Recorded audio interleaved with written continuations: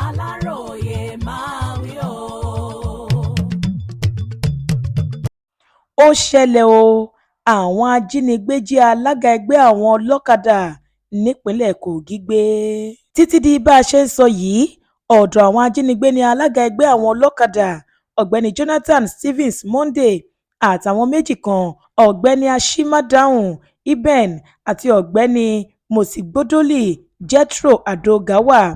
Àwọn tó jí wọn gbé kò tíì pe àwọn mọ̀lẹ́bí wọn láti sọ ohun tí wọ́n fẹ́ gbà lọ́wọ́ ẹbí àwọn ẹni tí wọ́n jí gbé yìí kó tó di wípé wọ́n máa tú wọn sílẹ̀.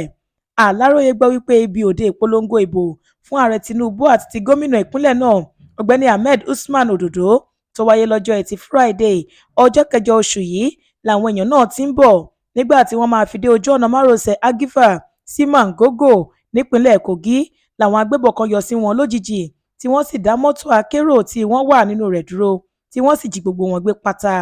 Àwọn kan tí ìṣẹ̀lẹ̀ ń ṣojú wọn ṣàlàyé fún àwọn oníròyìn pé níṣe ni ìkọlùkọgbà bẹ́ sílẹ̀ lójúnà márosẹ̀ náà lásìkò táwọn ajínigbé náà jáde sí wọn. Níṣe ni wọ́n sì bẹ̀rẹ̀ sí yìnbọn sókè gbàùgbàù láti fi dá ìpayà ńlá sọ́kàn àwọn tó wà nínú mọ́tò náà.